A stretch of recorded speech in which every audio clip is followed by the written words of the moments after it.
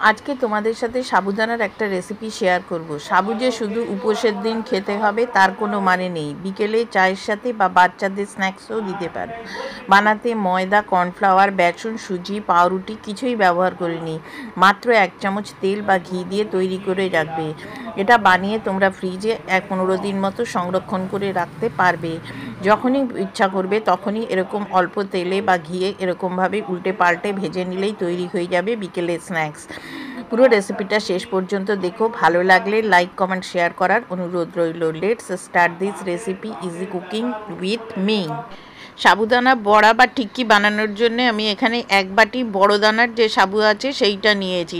তোমরা ইচ্ছা করলে মিডিয়াম সাইজের সাবুদানাটাও নিতে পারো। এবার এটাকে জল দিয়ে কচলে কচলে খুব ভালো করে 2 থেকে 3 বার ধুয়ে নিতে হবে, যতক্ষণ না পর্যন্ত এই যে সাদা যেটা দেখতে পাচ্ছ এইটা পরিষ্কার হয়ে একদম সাদা জল আসে। দেখো আমি 2-3 বার ধুয়ে নিয়েছি। এবার এটাকে জল দিয়ে ঠিক এরকমভাবে জল দিতে হবে যে সাবুদানাগুলো জল সোক করে নেবে এবং একটুও জল থাকবে না, করে 3 থেকে 4 ঘন্টা এইভাবে রেখে দিতে হবে।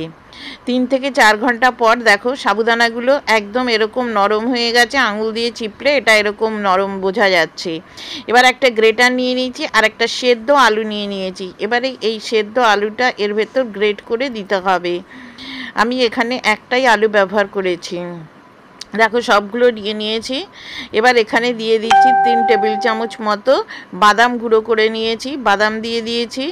এখানে দিয়ে দিচ্ছি 2 টেবিল চামচ মতো গাজর গ্রেট করে নিয়েছি, আর 1 চামচ আদা আর 2টো কাঁচা লঙ্কা কুচি, আর নিয়েছি এখানে 2 চামচ ধনেপাতা কুচি। আর এবারে দিয়ে দিচ্ছি স্বাদ অনুযায়ী লবণ, আর হাফ চামচ মতো আমি ভাজা যে জিরের গুঁড়ো আছে সেই জিরের গুঁড়ো দিয়েছি, আর দিয়ে দিচ্ছি একটুখানি গরম মশলার গুঁড়ো। আমি কিন্তু আর কোনো মশলা ব্যবহার করিনি, আর বাইন্ডিংয়ের জন্য কিন্তু আমি কিছুই দিইনি। দিয়ে দিচ্ছি 1/4 টিস্পুন মতো গোলমরিচের গুঁড়ো। গোলমরিচের গুঁড়োটা দিলে গন্ধটা কিন্তু খুব সুন্দর আসে। 1 চামচ চিনি দিয়ে দিলাম। যদি তোমাদের চিনি অপছন্দ থাকে তাহলে চিনিটা নাও দিতে পারো। এবারে এই সবগুলো খুব ভালো করে মিশিয়ে নিতে হবে।